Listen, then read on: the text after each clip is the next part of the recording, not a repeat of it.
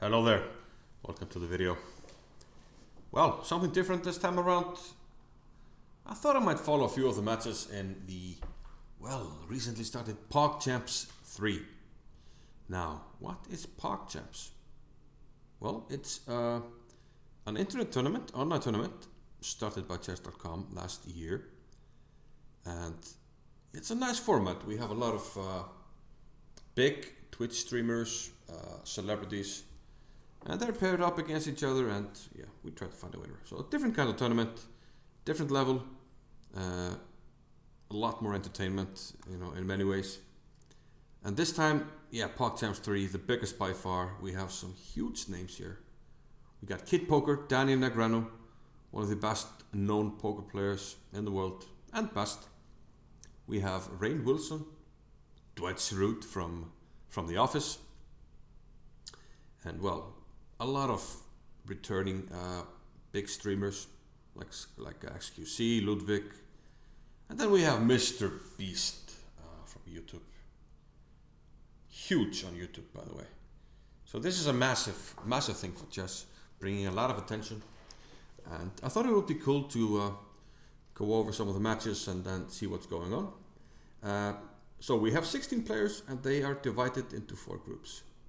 So out of these 4 groups, we have 2 people advancing to the knockout stage. We're going to start with a match from Group B, and it's between Pokimane, who is a Twitch streamer with over 7 million followers, pretty impressive, and Kid Poker himself, Daniel Negreanu. D-Nex. I've been following him for a long time. One of my favorite tournament poker players. His reads, fantastic. But this is chess. And that's one of the things that are attractive with this tournament. There's this unknown. We don't know how strong the players are.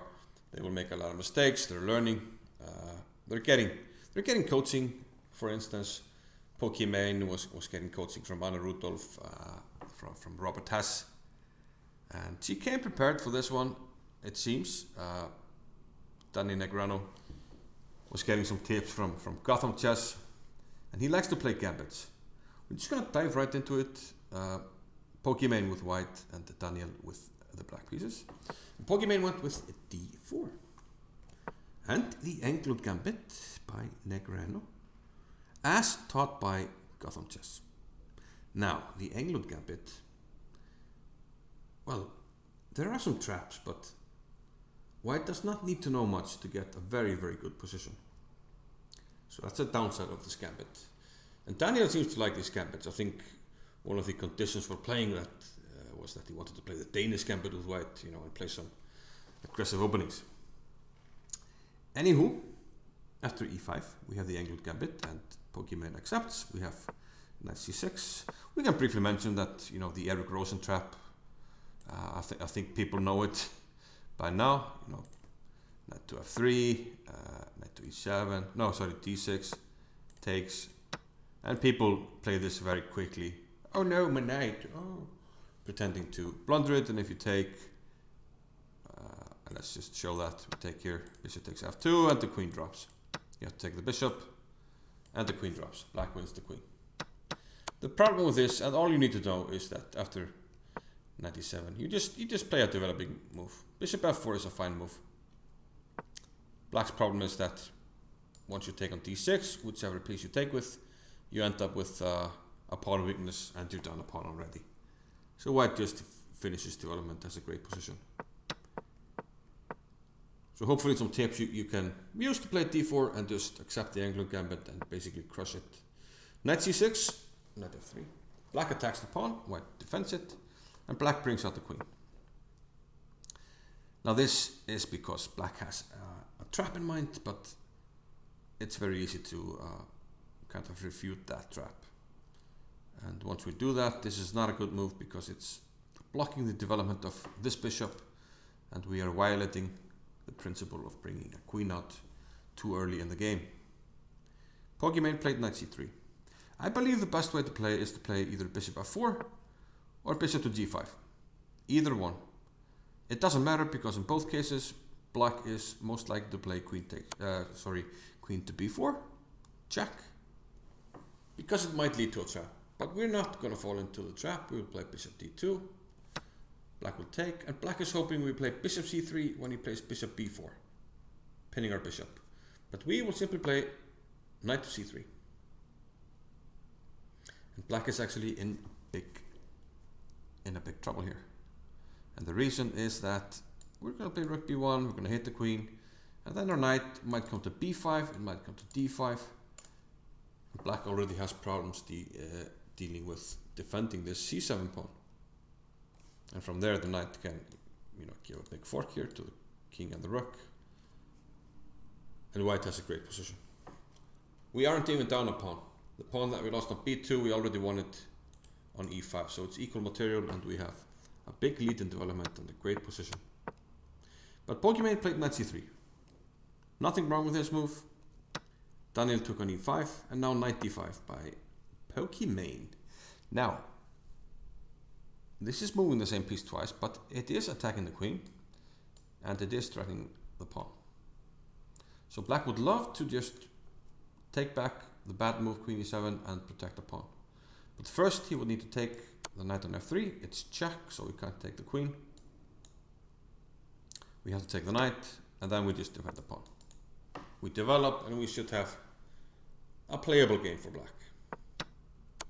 Instead, Daniel played the second best move, which does protect the pawn and keeps the knight protected. But it's the second best move by a lot, and white is actually close to winning here, while winning a lot of material by taking the knight and then simply playing bishop to f4. Once the queen moves, we can take here with the knight. It's going to be check, and then we take the rook.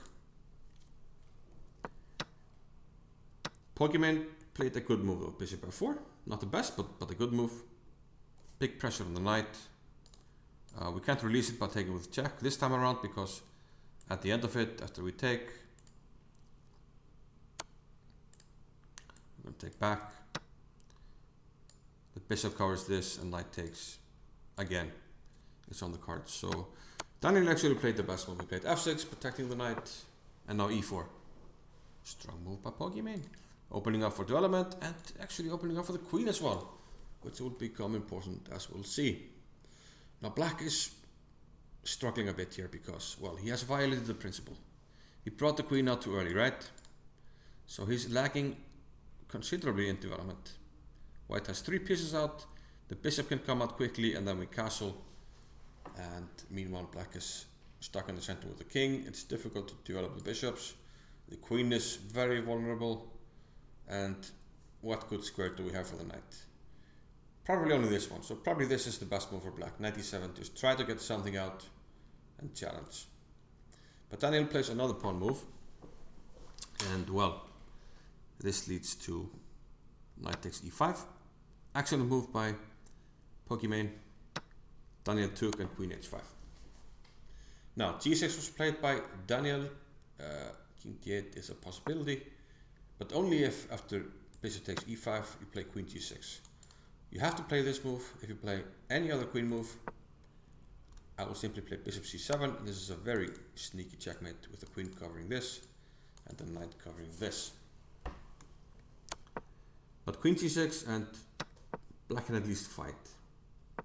After g6, white is winning a lot of material. Queen takes e5 check. And well, it's not only check, the rook on h8 will drop, and trading the queens does not help because the diagonal is still open. So the rook will drop.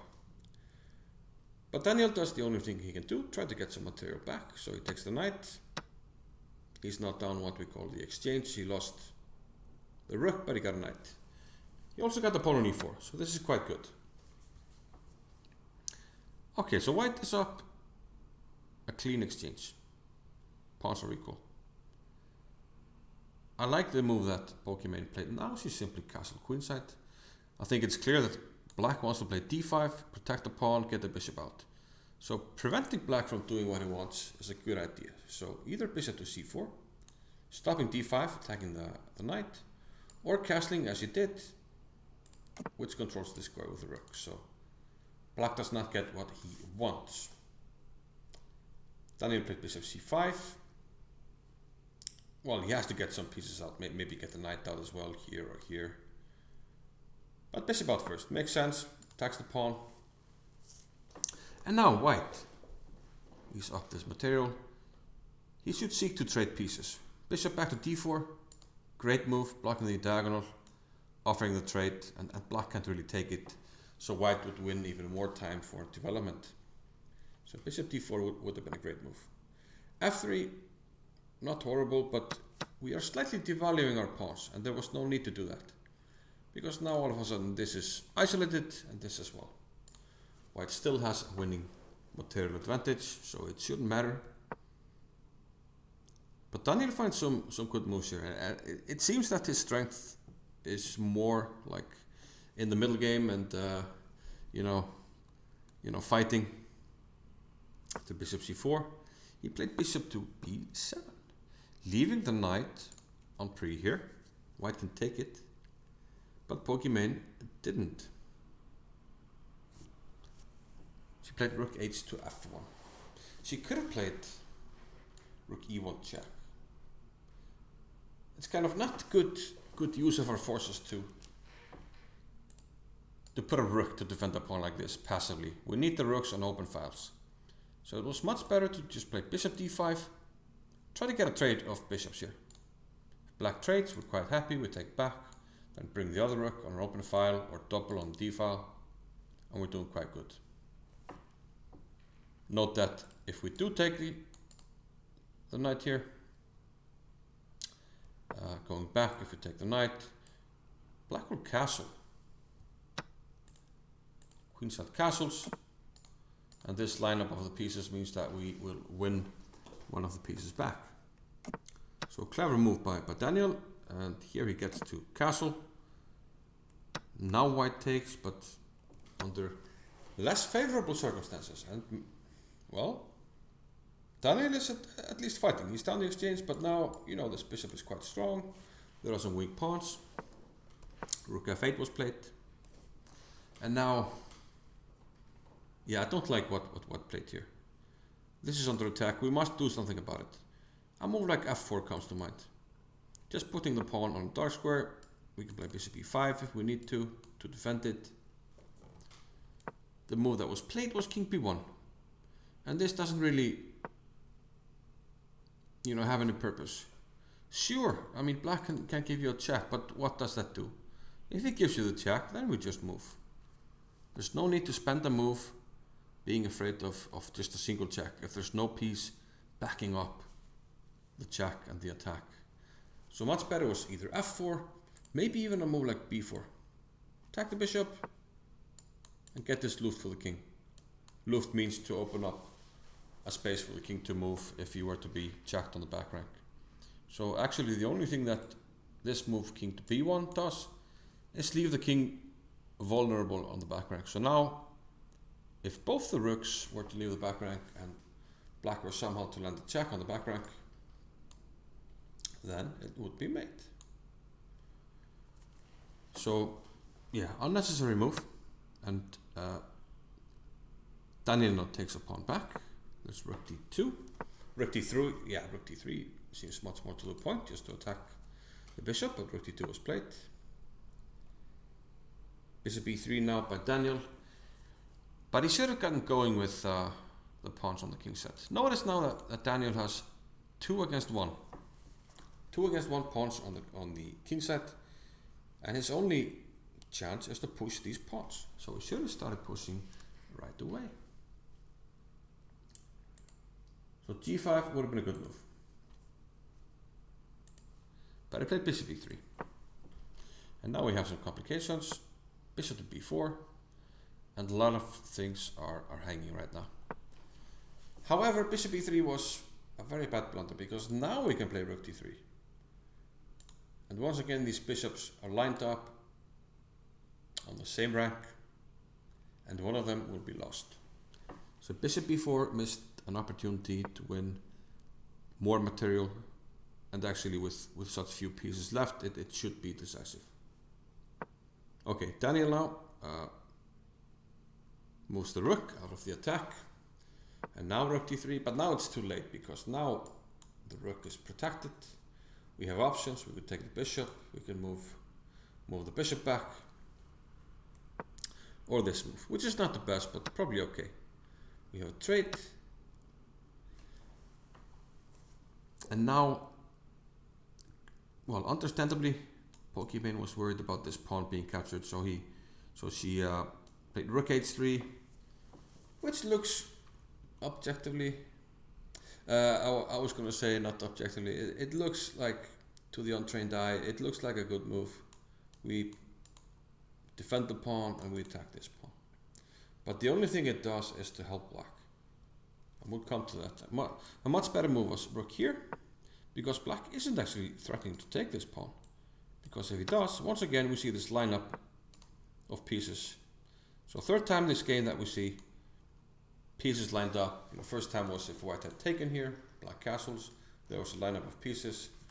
We again saw it when we had pieces here, the rook came here, lineup of pieces, and once again here. So be careful, because the bishops, they can't protect each other. So when you get an attack like this on the rank, it's usually not good for the bishops. Anyway, let's look at the move played, rook h3. The problem is that black will simply play h5. Great move by Daniel. He's finding some great moves in the middle game and now in the end game. So h5, he's pushing the pawns that he wants to push. Next you can push, keep on going, and this rook is badly placed. To Pokimane's credit, she gets the rook out of harm's way immediately. Rook c3, king b7, but now a3. And this move, it serves no purpose whatsoever. There's no rook by black. There's no rook, so you're not getting back rank mated. So you don't need to create luft for your king. If you're going to move the pawn, why not move it 2 squares forward? Try to do something with it. And the other thing is that, well, your pawn is attacked. So maybe you can move it to h3, even h4. On h3 it's protected by the rook. On h4 it's potentially protected by the bishop. But with a3, a move that serves no purpose, we can now just take the pawn. And once again, Daniel pounces on the mistake he takes. We have a4, g5. So Daniel is starting to get going here on the king side. But here he takes on a5, and there's no need to spend a move on this. It's not like horrible, but why not just keep pushing the pawns? Play h4. You want to push the pawns. I mean, if you push, the worst thing white can do is just take a pawn, but you just take back. The game goes on.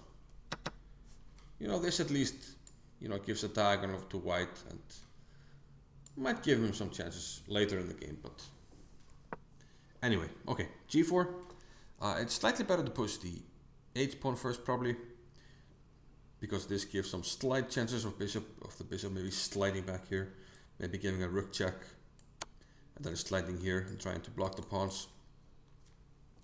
So perhaps a slight inaccuracy here by black. She plays rook b3, but now rook e3, and now Daniel, well, he figures out that he can take the bishop, and after this he can push the pawns. Nothing white can do, and indeed that's what happened. He pushed the pawns, h4, and although this doesn't change anything, I like the way white was thinking here. If black takes, she's going to check and take the pawn, but at the end of the day it's not enough, because the pawn will still cost the rook. But nice thinking nonetheless. But now we see the pawns coming, and it's just too much. Pokimane decides to give up the rook, but that's not enough. Make a queen, and Daniel captures the pawn here. Well, he doesn't take this. There's no stalemate, but he's coming in with a checkmate. Yeah, nice checkmate here by Daniel to end the first game. So moving on to game number 2. So they play two games, and if it's drawn, they play a tiebreak. So we get a winner, and well, the person with the most points in the group will indeed advance. So Daniel, now with the white pieces, Let's see what Pokimane can do. After e4 we have the French defense, e4, e6, d4, d5, and Daniel goes for the advanced variation. And this is probably a very good line for newer players to play. You advance the pawns, you have some space, and you try to hold on to your center. After c5, you fortify the center with c3, knight c6, you play knight f3. But here, yeah, an unusual move by Daniel. He plays bishop g5.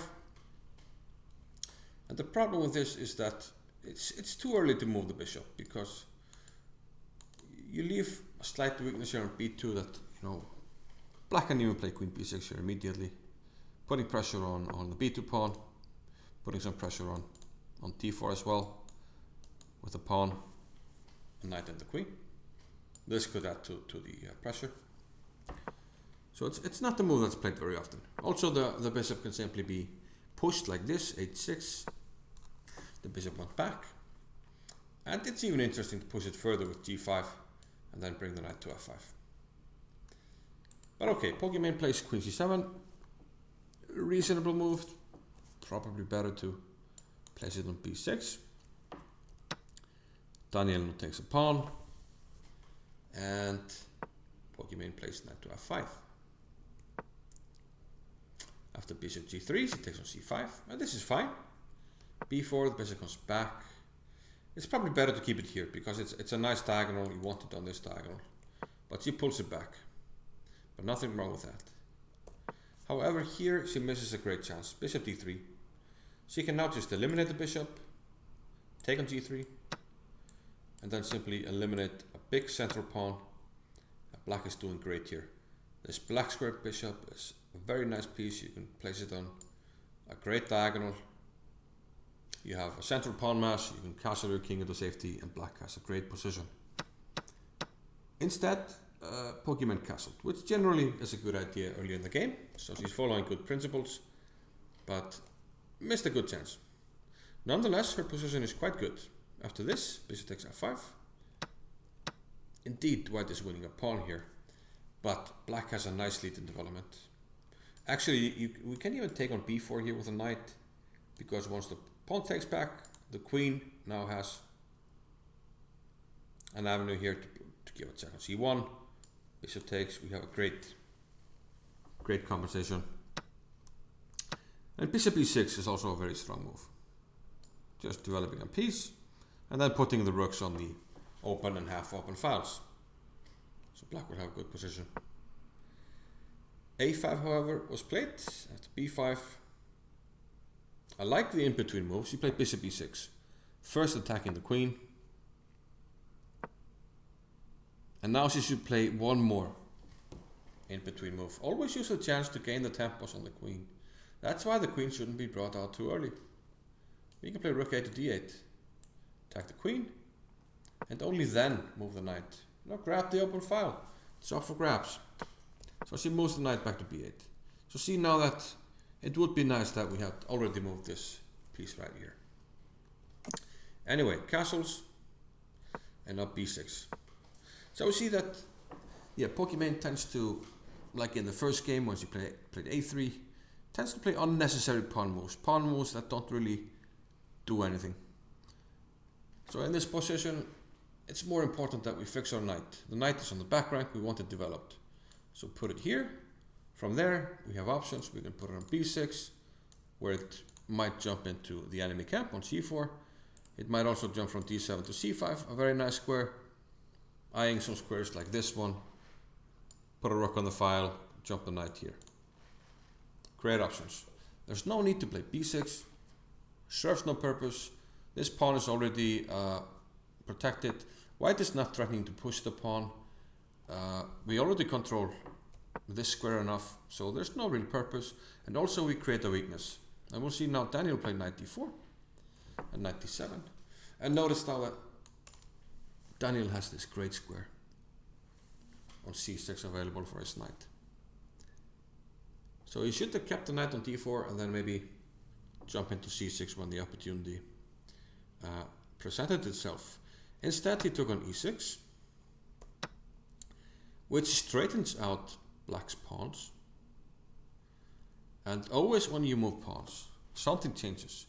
So we straighten out the pawns, but also by moving this pawn, we now open up more space for a rook. And now our rook is supporting the pawn. And this is actually important. After knight d2, black missed a great chance, using the fact that the rook is not supporting the pawn. She could have played f4, and this piece is lost. Notice the bishop is covering this. Even if it wasn't bishop h4, we could play g5 and trap the bishop, but the bishop is lost. And this should be enough for black to win. Instead, she played knight takes e5, which, while it wins back a pawn, it also walks into a pin, giving white great chances. Rook e1. Well, we could have taken and played, something to e1, and the game goes on. But this is a blunder because black still has the option to play f4.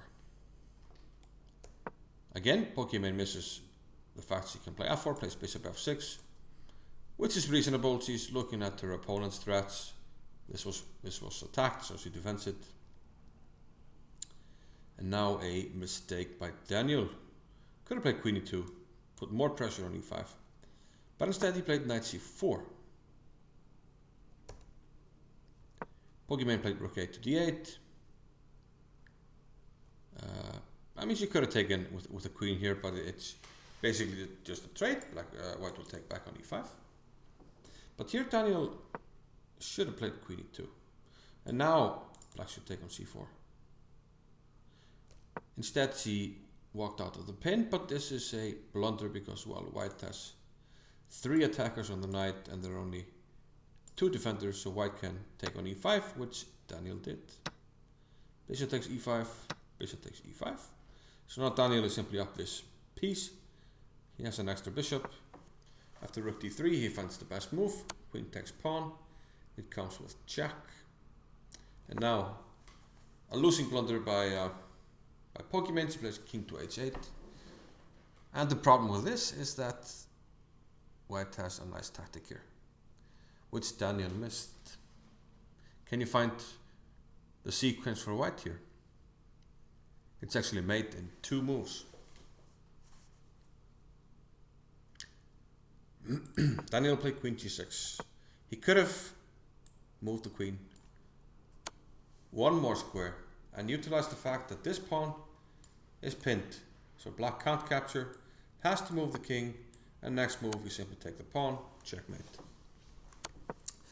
But okay, Daniel is still up a piece, and well, at the end of the day, he was completely winning. Rook e8. Here he could have taken on g7, and if queen takes, we take the rook on e8. If king takes, we take the queen on e7. Just to demonstrate, we have this attack now on the queen, so we kind of have to get the queen out of the way, but then this drops. Instead, he played queen takes a5, queen e6, and again we have this tactic. We can take this and then grab the queen. Daniel misses it, plays f4, and it's completely winning still. Just securing the bishop, and now there's no more worry about getting back rank mated. Pokimane was trying to hold on to, some hopes that white would move the bishop somewhere else and she would get the back rank mate, but that did not materialize. So some vague hopes here of a back rank mate materializing, but Daniel just takes back with the queen. Queen b6 check, and I think it was just a few more moves. Queen takes b5, took on g7, and yeah, he should just take on e8. But let's see the remaining moves. Rook 2 takes e1, queen d5, king g1, and yeah, this was the end of the game. King to g1, and Pokimane,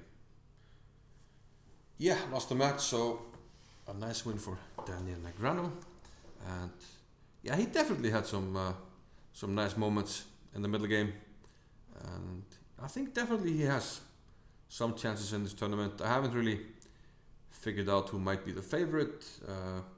It seems we don't have, many experienced players over 12 or 1300. So definitely Daniel Negreanu is going to be up there, but I think we'll see soon, you know, who might be one of the favorites. But yeah. Anyway, I thought it was interesting to have a look at these games. I was, you know, watching this match last night and thoroughly enjoyed myself, and I'll keep watching. This tournament will be ongoing for the next days and well, around 2 weeks, I think. And yeah, I'll try to make more videos from PogChamps 3 and hope to see you next time. Thanks for watching. Bye bye.